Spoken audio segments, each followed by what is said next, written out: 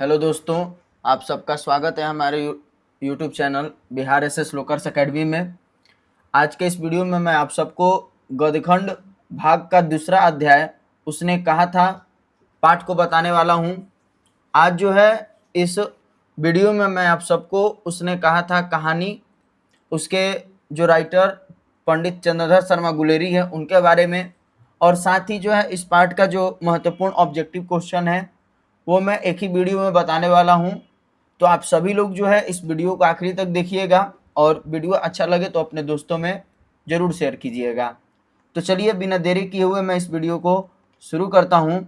और सबसे पहले हम लोग बात करेंगे उसने कहा था जो यह कहानी है इसके राइटर के बारे में, यानी लेखक के बारे में। उसने कहा था कहानी के लेखक कौन है, तो पंडित चंद्रधर शर्मा गुलेरी जी हैं। गुलेरी जी जो है कई सारे रचनाएं किए थे। ये द्विवेदी युग के जो है एक लेखक माने जाते हैं। इन्होंने अपने जीवन काल में केवल 3 ही कहानियों को लिखा था। एक सुखमय जीवन, दूसरा बुद्धू का कांटा और तीसरा इनका उसने कहा था। 3 इन्होंने कहानियां लिखी थी। और जो उसने कहानी था ये हिंदी साहित्य के विकास में मील के पत्थर के नाम से जाना जाता है। और इस कहानियों से जो है हमारे पंडित चंद्र शर्मा गुलेरी को जो है प्रसिद्धि जो है वो हासिल हुई थी। तो सबसे पहले हम लोग बात करेंगे चंद्रधर शर्मा गुलेरी के जन्म के बारे में कि 7 जुलाई 1883 को चंद्रधर शर्मा गुलेरी जी का जन्म हुआ था। निधन इनका जो है 22 सितंबर 1922 ईस्वी को हुआ था। जन्म स्थान की बात करेंगे तो जयपुर राजस्थान में इनका जन्म हुआ था। और रहते कहाँ थे, तो गुलेर नामक ग्राम, जिला कांगड़ा, हिमाचल प्रदेश में ये रहते थे, यानी ये इनका मूल निवास स्थान था।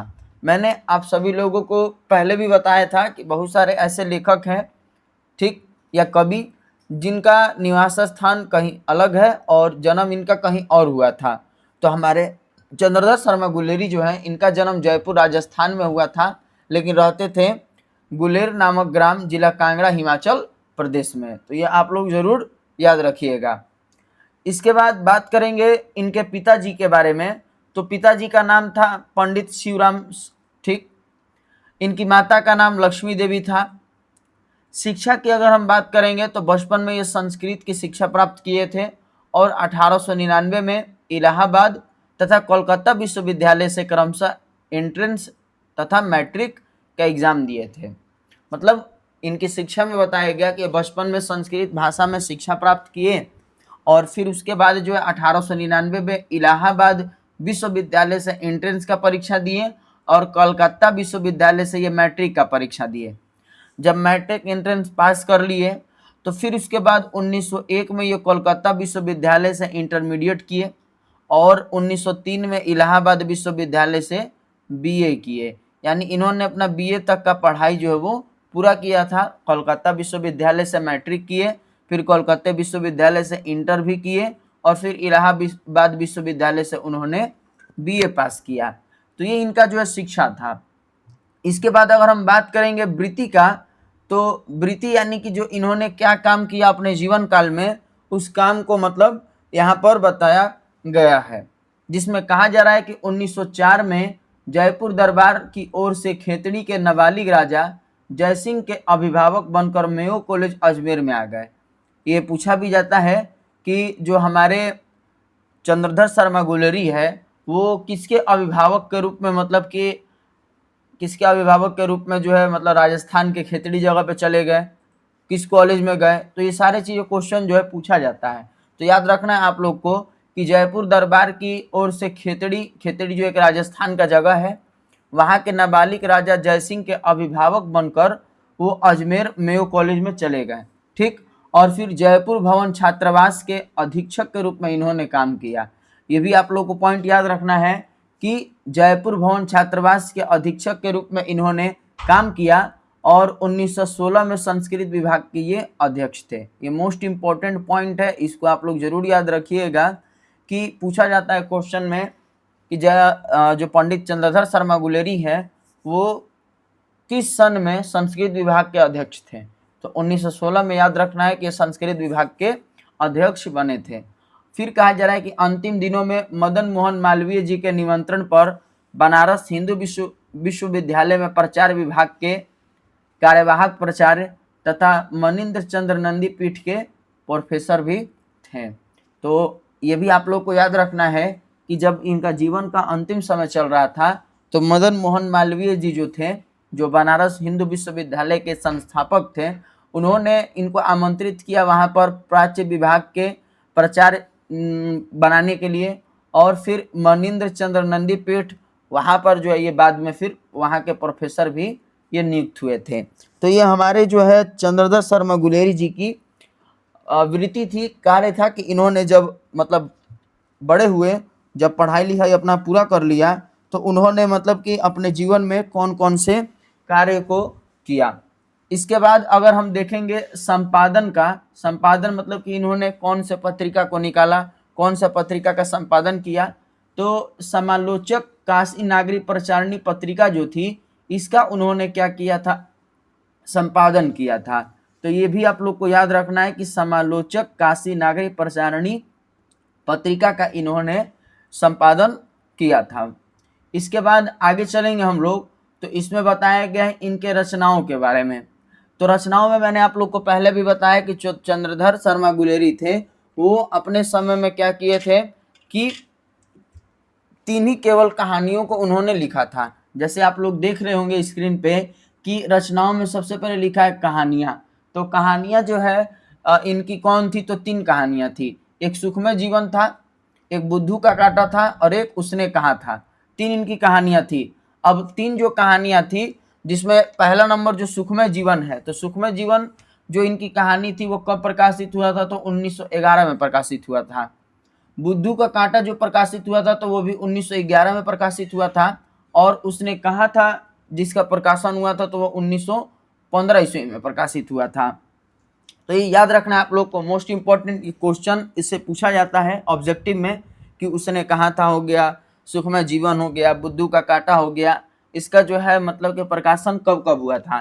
तो सुखमय जीवन, बुद्धू का कांटा का प्रकाशन 1911 में और उसने कहा था का प्रकाशन 1915 ईस्वी में। निबंध की बात करेंगे तो कछुआ धर्म, पुरानी हिंदी, भारतवर्ष, डिंगल, देवना प्रिय, ये सभी जो रचनाएं हैं वो इनके जो है द्वारा लिखी गई निबंध है।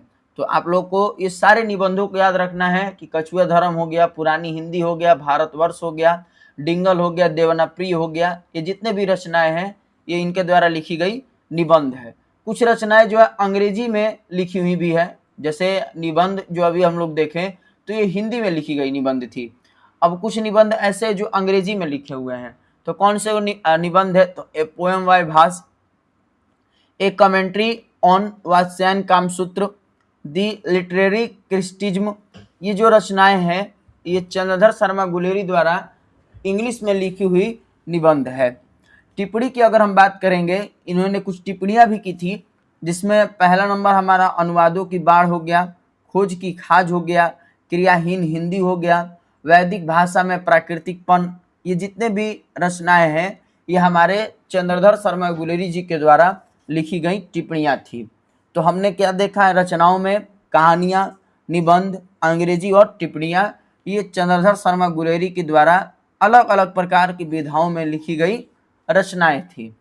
इसके बाद अगर हम देखेंगे कि जो हम लोग अभी चंद्रधर शर्मा गुलेरी के बारे में पढ़े और हमें इस पाठ में उसने कहा था एक कहानी पढ़ना है, तो उसके कुछ इम्पोर्टेंट पॉइंट के बारे में यानी महत्वपूर्ण बिंदु के बारे में हम लोग अगर जानेंगे, जिसमें पहला नंबर महत्वपूर्ण पॉइंट या बिंदु कह रहा है कि चंद्रधर शर्मा गुलेरी 20वीं सदी के प्रथम चरण में हिंदी गद्य साहित्य के एक प्रमुख लेखक थे। ठीक, चंद्रधर शर्मा गुलेरी जी द्विवेदी युग के एक प्रमुख निबंधकार और बहुमान्य विद्वान थे। ये दोनों पॉइंट को आप लोग जरूर याद रखिएगा, इंपॉर्टेंट पॉइंट है, इससे ऑब्जेक्टिव क्वेश्चन बनता है। जैसे पूछ देगा आपसे कि चंद्रधर शर्मा गुलेरी जो है किस सदी के मतलब के लेखक थे, तो हमें याद रखना है कि 20वीं सदी के ये प्रथम चरण के हिंदी गद्य साहित्य के एक प्रमुख लेखक निबंधकार के रूप में उभरे। इसके बाद अगर ऐसे प्रश्न आ जाएगा कि चंद्रधर शर्मा गुलेरी किस युग के निबंधकार हैं, तो किस युग के निबंधकार है, तो वो द्विवेदी युग के निबंधकार है। तो ये आप लोग जरूर याद रखिएगा। उसके बाद उसने कहा था कि बात करेंगे तो उसने कहा था हिंदी कहानी के विकास में मील का पत्थर मां नाम से जाना जाता है। और इस उसने कहा था कहानी पर प्रसिद्ध फिल्मकार बिमल राय ने क्या किया था, फिल्म बनाया था। तो इनका भी नाम जो आप लोग याद रखिएगा, ये भी एक वीवीआई पॉइंट है।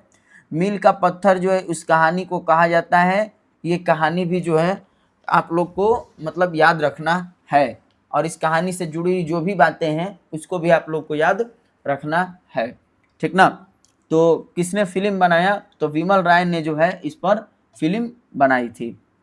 इसके बाद आगे चलेंगे, इस जो पाठ है उसने कहा था उसके पात्र के बारे में कि जो इस कहानी के प्रमुख पात्र जो कौन कौन है। जैसा कि आप लोग देख रहे होंगे स्क्रीन पे कि हमने क्या किया है कि कई सारे पात्रों की यहाँ पर सूची लेकर के आए हैं, जिसमें सबसे पहला नाम जो है लहना सिंह का है, जो इस कहानी का मेन किरदार है, मेन नायक है कह सकते हैं हम लोग।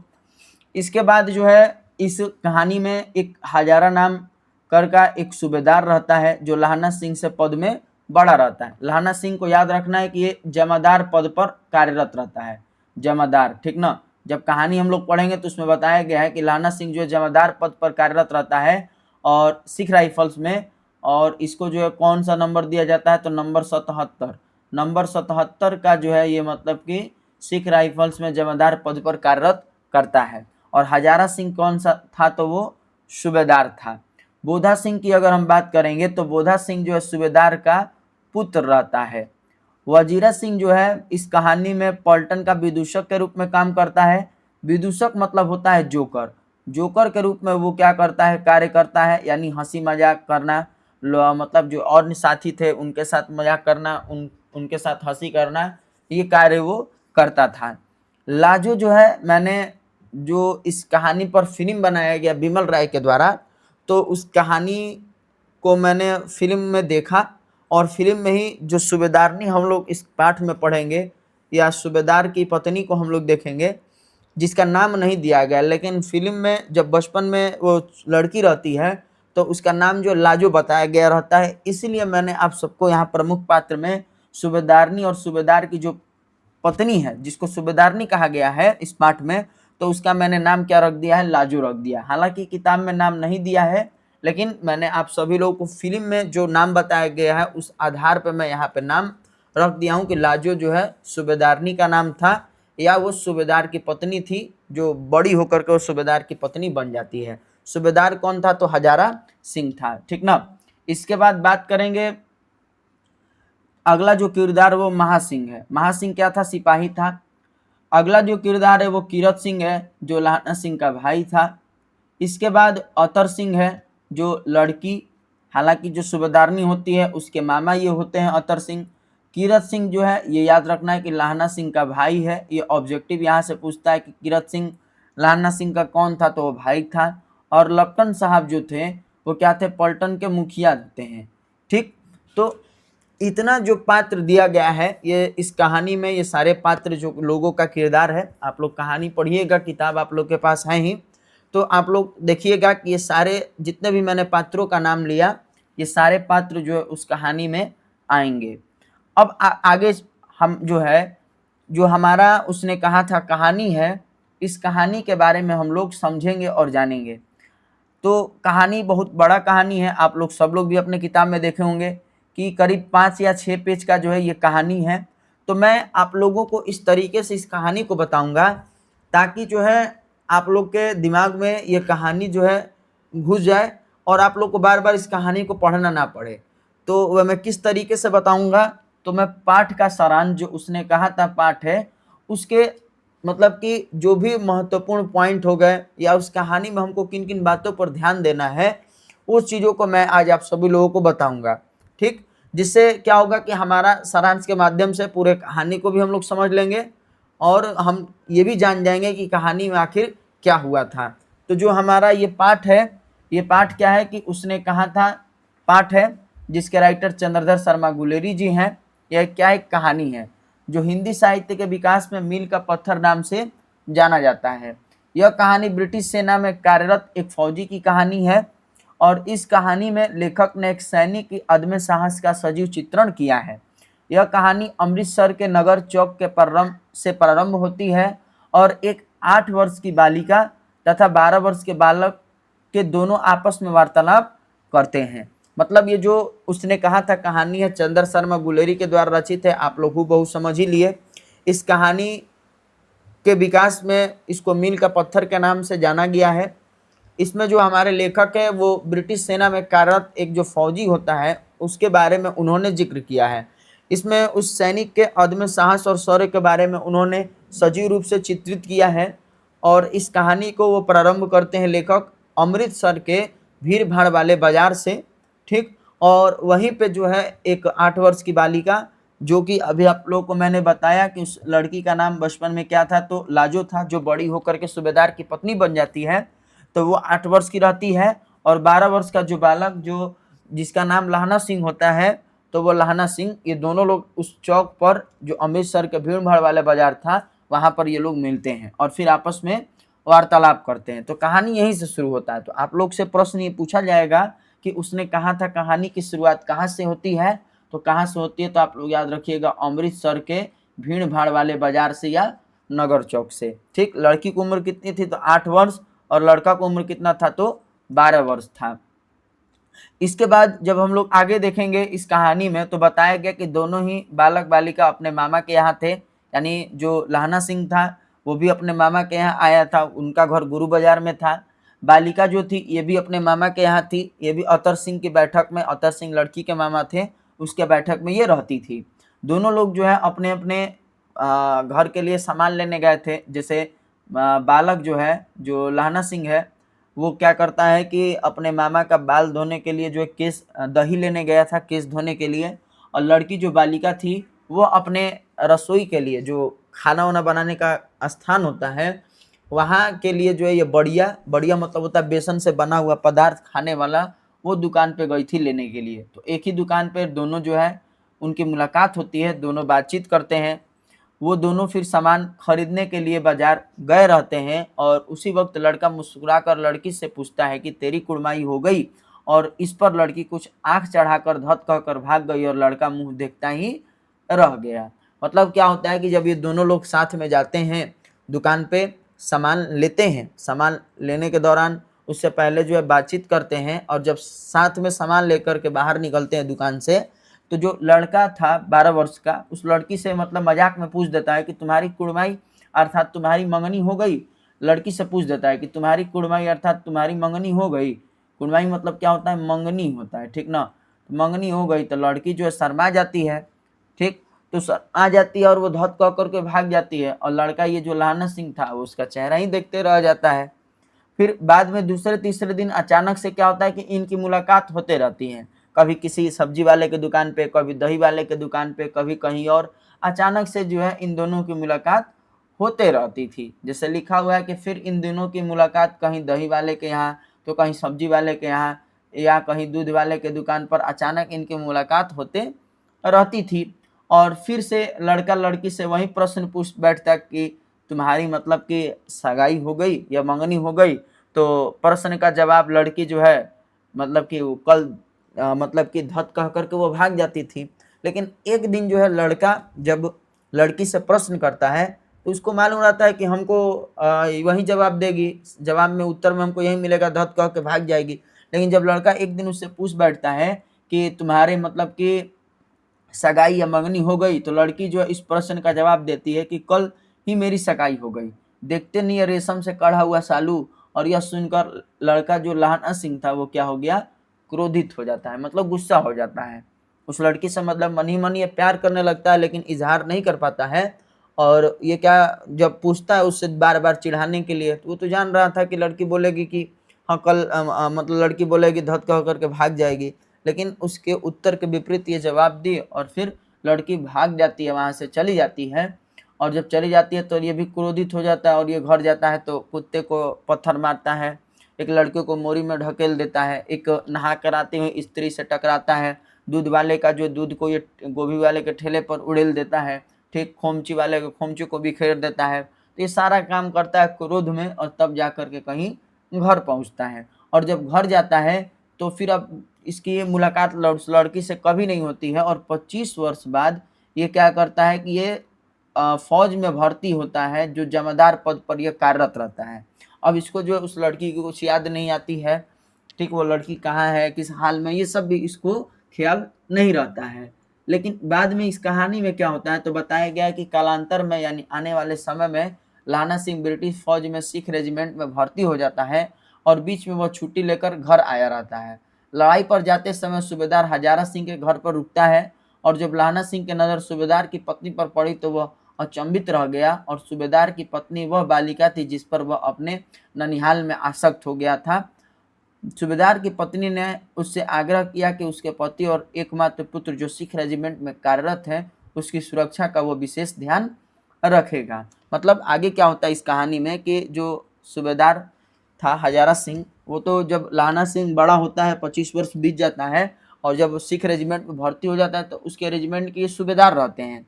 तो ये छुट्टी लेकर के लाना सिंह अपना गांव गया रहता है।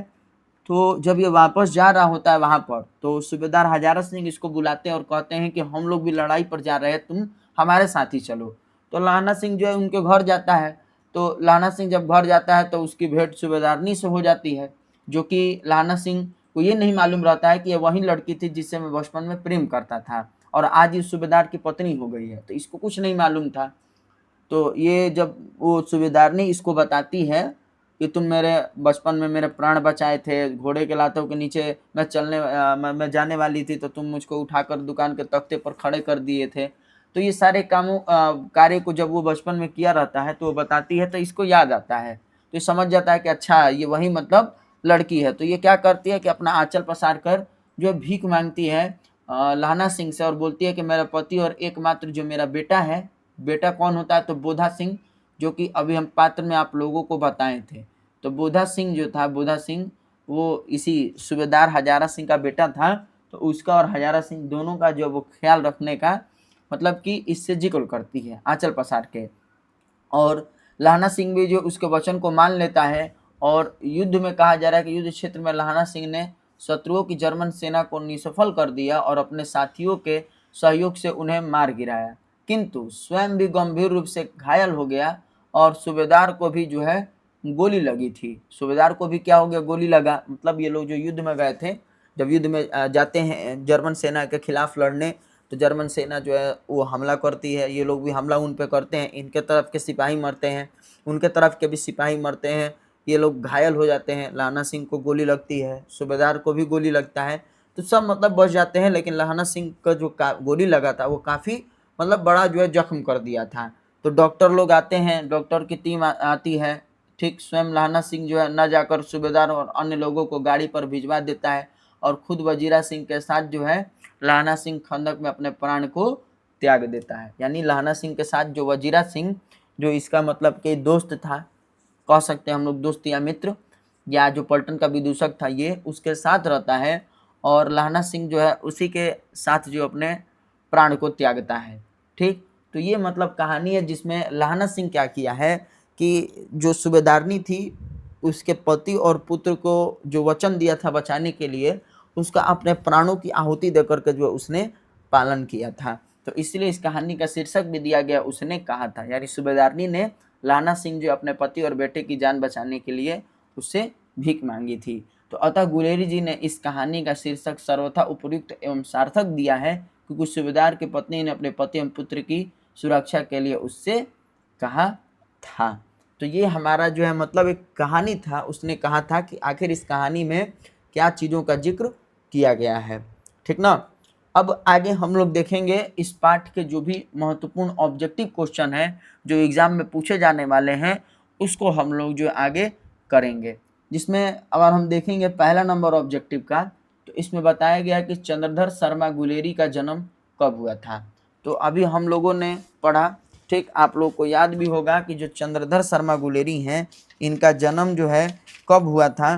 तो इनका कब हुआ था, तो 7 जुलाई 1883। अभी हम लोग पढ़े थे 7 जुलाई 1883 ईस्वी को, ठीक, 7 जुलाई 1883 ईस्वी को इनका जन्म हुआ था जयपुर राजस्थान में। ठीक, तो ऑप्शन नंबर ए जो है इसका सही उत्तर हो जाएगा। इसी तरह अगले क्वेश्चन पे हम लोग चलेंगे, दूसरा नंबर क्वेश्चन पे। इसमें कहा गया कि उसने कहा था कहानी का प्रकाशन कब हुआ, तो उसने कहा था कहानी का प्रकाशन कब हुआ, तो इसका प्रकाशन 1915 ईस्वी में हुआ था। तो दूसरा नंबर प्रश्न का सही उत्तर हमारा ऑप्शन नंबर ए हो जाएगा। इसके बाद तीसरा नंबर प्रश्न पे हम लोग चलेंगे। तो तीसरा नंबर प्रश्न कह रहा है कि उसने कहा था कहानी पर किस निर्देशक ने फिल्म बनाई। तो किस निर्देशक ने फिल्म बनाई, तो अभी हमने आप लोगों को जब लेखक परिचय बता रहे थे तो उस समय मैंने बताया कि जो विमल राय थे, विमल राय ने क्या किया था, उसने कहा था कहानी पर फिल्म बनाया था। तो इसलिए ऑप्शन नंबर ए जो है इस प्रश्न का सही उत्तर हो जाएगा। उसी तरह आगे हम लोग चलेंगे चौथे नंबर प्रश्न पे। इसमें कहा गया कि उसने कहा था कहानी का आरंभ किस शहर में हुआ है। ये भी आप लोगों को मैंने बताया कि उसने कहा था कहानी का आरंभ किस शहर में हुआ है, तो अमृतसर में। अमृतसर जो पंजाब का एक जगह है, यहाँ पर जो है मतलब इस कहानी की शुरुआत होती है। तो चौथा नंबर प्रश्न का सही उत्तर ऑप्शन नंबर डी हो जाएगा। इसके बाद पांचवा नंबर प्रश्न पर चलेंगे, जिसमें कहा गया है कि उसने कहा था कहानी में किस महायुद्ध का वर्णन है। किस महायुद्ध का वर्णन है, प्रथम विश्व युद्ध की, पलासी का युद्ध की, द्वितीय विश्व युद्ध या महाभारत का युद्ध। तो उसने कहा था कहानी में किस महायुद्ध का वर्णन है, तो इसको याद करने के लिए हम ऐसे समझेंगे कि यह कहानी कब लिखा गया था, 1915 में, ठीक। और प्रथम विश्व युद्ध कब से कब तक चला था, तो 1914 से लेकर के 1918 तक चला था। तो हम कह सकते हैं कि 1915 में इन 14 से लेकर 18 के बीच में आ रहा है, तो इसीलिए यह कहानी जो कब लिखा गया, तो प्रथम विश्व युद्ध के दौरान लिखा गया था। तो इसलिए इसका सही उत्तर ऑप्शन नंबर ए हो जाएगा। तो उसने कहा था कहानी की शुरुआत जो है अमृतसर से तो होती है, और किस महायुद्ध में वर्णन किया गया है, तो प्रथम विश्व युद्ध का, ठीक। इसके बाद छठे नंबर क्वेश्चन पे हम लोग चलेंगे। इसमें बताया गया है कि अमृतसर के बाजार में लड़के लड़की किसके यहाँ रहते थे, नाना के यहाँ, मामा के यहाँ, चाचा के यहाँ कि दादा के यहाँ। तो अमृतसर में जो लड़का लाहना सिंह था और लड़की जो सूबेदारनी थी वो किसके यहाँ मतलब रह रहे थे, तो किसके यहाँ, तो अपने मामा जी के यहाँ, ठीक ना, मामा जी के यहाँ ये दोनों लोग रह रहे थे, ठीक। इसके बाद आगे हम लोग चलेंगे सातवें नंबर प्रश्न पे, जिसमें कहा गया है कि लहना सिंह बड़ा होकर किस नंबर का जमादार बनता है।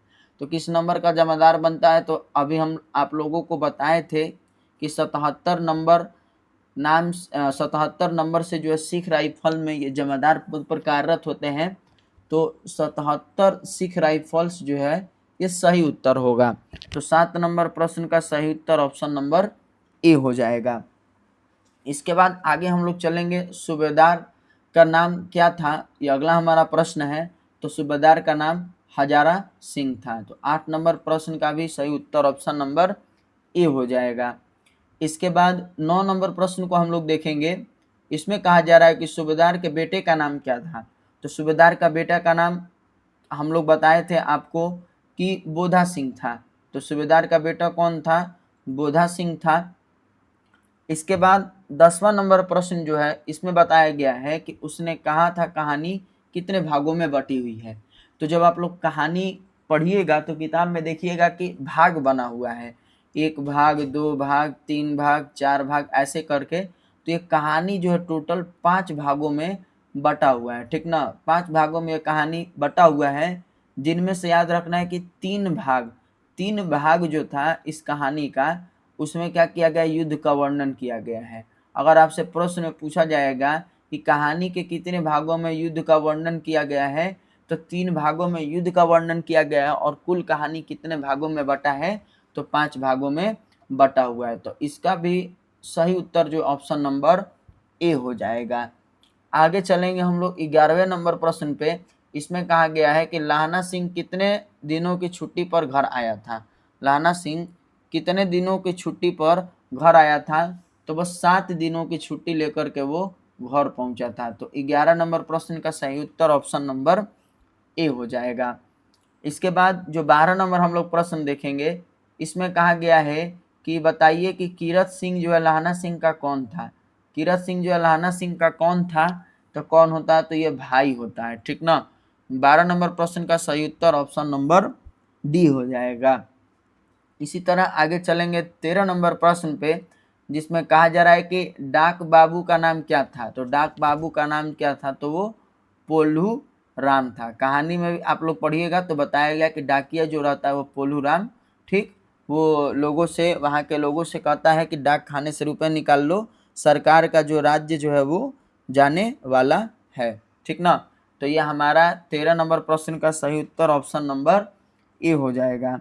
इसके बाद आगे चलेंगे हम लोग जो है अगले क्वेश्चन पे, जिसमें कहा जा रहा है कि सरस्वती पत्रिका का संपादन किसने किया। सरस्वती पत्रिका का संपादन किसने किया, तो किसने किया, तो इसका उत्तर जो है हमारा सही उत्तर होगा हजारी प्रसाद द्विवेदी। देखो यहाँ भुलवाने के लिए दो नाम दिया गया, महावीर प्रसाद द्विवेदी, हजारी प्रसाद द्विवेदी, रामचंद्र शुक्ल और चंद्रधर शर्मा गुलेरी। तो सरस्वती पत्रिका जब भी पूछा जाएगा कि सरस्वती पत्रिका का संपादन किसने किया, तो हमारा जो है हजारी प्रसाद द्विवेदी नहीं होगा, रामचंद्र शुक्ल भी नहीं होगा, चंद्रधर शर्मा गुलेरी भी नहीं होगा। अगर इसका सही उत्तर की हम लोग बात करेंगे तो हमारे आचार्य महावीर प्रसाद जो द्विवेदी हैं उनके द्वारा जो सरस्वती पत्रिका का संपादन जो है 1915 ईस्वी में, यानी जून 1915 में जो है किया गया है। तो इसका सही उत्तर ऑप्शन नंबर ए हो जाएगा, ठीक। अभी हमने आप लोग को हजारी प्रसाद द्विवेदी बताया जो कि गलत है। आचार्य महावीर प्रसाद द्विवेदी जो है सरस्वती पत्रिका के संपादन किए थे। इसके बाद आगे चलेंगे अगले क्वेश्चन पे, जिसमें कहा जा रहा है कि पुरानी हिंदी किनकी रचना है। तो पुरानी हिंदी किनकी रचना है, तो ये चंद्रधर शर्मा गुलेरी की रचना है। तो ऑप्शन नंबर सी जो है इसका सही उत्तर हो जाएगा। इसके बाद बात करेंगे 16 नंबर प्रश्न का, जिसमें कहा गया कि जर्मन लेफ्टन को किसने मार गिराया। तो जर्मन लेफ्टन को किसने मार गिराया, तो किसने मार गिराया, तो वो लहना सिंह ने जो है जर्मन लेफ्टन को मार गिराया था। तो 16 नंबर प्रश्न का सही उत्तर ऑप्शन नंबर बी हो जाएगा। इसी तरह आगे हम लोग चलेंगे 17वें नंबर प्रश्न पे। इसमें कहा जा रहा है कि लहना सिंह के गांव का क्या नाम था। लहना सिंह के गांव का क्या नाम था, तो मांझे नाम था, ठीक। और लड़की जो पूछा जाएगा कि लड़की जो थी उसके गांव का क्या नाम था, तो लड़की के गांव का मगरे नाम था, ठीक ना। तो ऑप्शन नंबर बी जो है इस प्रश्न का सही उत्तर हो जाएगा। इसी तरह आगे बढ़ेंगे 18वें नंबर प्रश्न पे। इसमें कहा जा रहा है कि लहना सिंह की मृत्यु किसकी गोद में होती है। तो लहना सिंह जब मरता है तो उसके साथ कौन रहता है, तो वजीरा सिंह रहता है। तो जाहिर सी बात है कि लहना सिंह की मृत्यु किसकी गोद में होती है, तो वो वजीरा सिंह की गोद में होती है। तो 18 नंबर प्रश्न का सही उत्तर ऑप्शन नंबर बी हो जाएगा। इसके बाद 19 नंबर की अगर हम बात करेंगे तो 19 नंबर प्रश्न कह रहा है कि सरकार ने सूबेदार को जमीन कहाँ दी थी। तो सरकार ने सूबेदार को जमीन कहाँ दी थी, तो यहाँ ऑप्शन नंबर में ए में दे रहा है संजलपुर, ये होगा नहीं, अलावलपुर ये भी नहीं होगा, जलालपुर ये भी नहीं होगा, लेकिन सरकार सूबेदार को लायलपुर में जो है वो जमीन दी थी। तो इसलिए 19 नंबर प्रश्न का सही उत्तर ऑप्शन नंबर डी हो जाएगा। इसके बाद आगे हम लोग देखेंगे 20वां नंबर प्रश्न को। इसमें कहा गया है कि भारतीय सिपाहियों का किसके साथ संघर्ष हुआ है। भारतीय सिपाहियों का किसके साथ संघर्ष हुआ है, तो वो जर्मनी के साथ जो है, यानी जर्मन के जो सिपाही थे उनके साथ इसका युद्ध होता है, ठीक ना। तो ऑप्शन नंबर डी जो है इस प्रश्न का सही उत्तर हो जाएगा। इसके बाद आगे चलेंगे 21वें नंबर प्रश्न पे। इसमें कहा गया कि लहना किस कहानी का पात्र रहता है। तो लहना सिंह आप लोगों को मालूम है, अभी हम लोग पढ़े, किस कहानी का पात्र होता है, तो उसने कहा था कहानी का ये पात्र होता है। तो 21 नंबर प्रश्न का सही उत्तर ऑप्शन नंबर बी हो जाएगा। इसी तरह आगे हम लोग बढ़ेंगे तो 22वां नंबर प्रश्न कह रहा है कि उसने कहा था किस प्रकार की कहानी है। तो उसने कहा था किस प्रकार की कहानी है, तो ये कहानी जो है हमारा कर्म प्रधान, यानी यह कहानी जो ये हमारा कर्म प्रधान कहानी माना गया है। इसके बाद आगे चलेंगे 23वें नंबर प्रश्न पे, जिसमें कहा जा रहा है कि हिंदी कहानी के विकास में मील का पत्थर कौन सी कहानी मानी जाती है। हिंदी कहानी के विकास में मील का पत्थर कौन सी कहानी मानी जाती है, तो यह उसने कहा था कहानी जो है मानी जाती है। तो इसलिए 23 नंबर प्रश्न का सही उत्तर ऑप्शन नंबर ए हो जाएगा। इसके बाद आगे हम लोग चलेंगे 24 नंबर प्रश्न पे, जिसमें कहा जा रहा है कि बिना फेरे घोड़ा बिगड़ता है और बिना लड़े सिपाही। तो यह पंक्ति किस कहानी में है? यह पंक्ति जो है उसने कहा था कहानी में बताया गया है। ठीक। 25 नंबर प्रश्न की अगर हम लोग देखेंगे तो इसमें कहा गया है कि निम्नलिखित में से कौन सी रचना गुलेरी जी की नहीं है? निम्नलिखित में से कौन सी रचना गुलेरी जी की नहीं है? सुखमय जीवन, बुद्धू का कांटा, उसने कहा था, या हारे को हरि नाम। तो चंद्रधर शर्मा गुलेरी द्वारा कौन सी लिखी गई रचना नहीं है? तो वो हारे को हरि नाम है। ऑप्शन नंबर डी जो है इसका सही उत्तर हो जाएगा। इसके बाद बात करेंगे 26 नंबर प्रश्न का, जिसमें कहा गया है कि चंद्रधर शर्मा गुलेरी का मूल निवास स्थल या मूल निवास स्थान कहाँ था? तो कहा था तो गुलेर कांगड़ा हिमाचल प्रदेश की ये मूल निवासी थे। तो 26 नंबर प्रश्न का सही उत्तर ऑप्शन नंबर डी हो जाएगा कि चंद्रधर शर्मा गुलेरी का जन्म तो राजस्थान में हुआ था, जयपुर में, लेकिन रहते कहाँ थे? तो हिमाचल प्रदेश के कांगड़ा जिला के गुलेर नामक गांव में। इसके बाद 27 नंबर प्रश्न की अगर हम लोग बात करेंगे तो 27 नंबर प्रश्न में कहा गया कि गुलेरी जी ने किस पत्रिका का संपादन किया? तो हम लोग ने जब गुलेरी जी के बारे में पढ़ रहे थे तो उसमें हम लोगों ने देखा कि गुलेरी जी ने किस पत्रिका का संपादन किया था? तो समालोचनात्मक या समालोचक काशी नागरी प्रचारणी जो पत्रिका थी उसका इन्होंने संपादन किया था। तो 27 नंबर प्रश्न का सही उत्तर ऑप्शन नंबर ए हो जाएगा। इसके बाद 28 नंबर प्रश्न को अगर हम लोग देखेंगे तो इसमें बताया गया कि उसने कहा था कहानी की विशेषता क्या है? तो उसने कहा था कहानी की विशेषता क्या है कि वो दिव्य प्रेम की कहानी है, युद्ध प्रेम की कहानी है, प्रेम पर बलिदान की कहानी है, या उपर्युक्त दोनों। तो उसने कहा था जो कहानी की विशेषता क्या होगी? तो ये उपर्युक्त जो तीनों बातें कही गई हैं वो होगा। ठीक ना, कि ये युद्ध प्रेम की कहानी, युद्ध की कहानी है, प्रेम पर बलिदान की कहानी है और दिव्य प्रेम की भी यह कहानी है। तो 28 नंबर प्रश्न का सही उत्तर ऑप्शन नंबर डी हो जाएगा। इसी तरह आगे हम लोग बात करेंगे 29 नंबर प्रश्न का, जिसमें कहा जा रहा है कि किस पाठ में आया है कि जाड़ा क्या है मौत है और निमोनिया से मरने वाले को मुरब्बे नहीं मिला करते हैं। तो जाड़ा क्या है मौत है और निमोनिया से मरने वाले को मुरब्बे नहीं मिला करते, तो ये जो मतलब कि टॉपिक या पंक्ति कह रहा है तो ये किस पाठ से आया है? तो ये उसने कहा था जो कहानी है उससे यह संकलित है। तो इसीलिए हमारा 29 नंबर प्रश्न का सही उत्तर ऑप्शन नंबर बी हो जाएगा। इसके बाद बात करेंगे 30 नंबर प्रश्न का, तो इसमें कहा गया है कि लाड़ी होरो का अर्थ क्या होता है? लाड़ी होरो का अर्थ क्या होता है? तो इसमें ऑप्शन दे रहा है, पहला नंबर स्त्रियों या स्त्रियां टांडन की अधिकारिणी है, ये होगा नहीं। दूसरा नंबर ऑप्शन कह रहा है कि स्त्रियों के लिए अपमान सूचक, ये भी ऑप्शन सही नहीं है। तीसरा नंबर ऑप्शन कह रहा है कि स्त्रियों के लिए आदर सूचक शब्द, और चौथा नंबर ऑप्शन दे रहा है गंवार स्त्रियां। तो लाड़ी होरा जो है एक जो लहना सिंह था, जब हम लोग इस कहानी को पढ़ेंगे तो इसमें उसके द्वारा कहा गया ये शब्द था। तो इस शब्द का मतलब था स्त्रियों के लिए जो आदर सूचक शब्द थे, मतलब उनको आदर सूचक शब्द के रूप में जो लाड़ी होरा शब्द का प्रयोग किया गया था। तो 30 नंबर प्रश्न का सही उत्तर ऑप्शन नंबर सी हो जाएगा।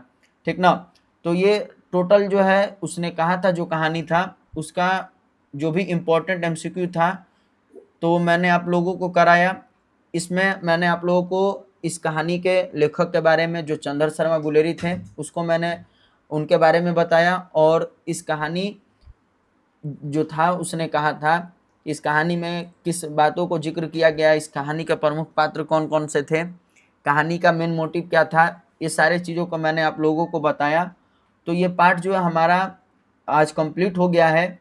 नेक्स्ट वीडियो में मैं आप सबको इस कहानी का जो भी महत्वपूर्ण विषयनिष्ठ प्रश्न है यानी सब्जेक्टिव क्वेश्चन है उसको बताऊंगा। तब तक आप लोग इस वीडियो को देख करके रिवाइज करते रहिएगा, और अगर पहला पार्ट का जो भी लोगों ने वीडियो नहीं देखा है तो उसको आप लोग ज़रूर देखिएगा, और जो लोग हमारे चैनल पर नए हैं चैनल को सब्सक्राइब कर लीजिएगा, बेल आइकन को प्रेस कर दीजिएगा ताकि हमारे नए नए वीडियो का अपडेट आप सभी लोगों तक पहले पहुंच सके।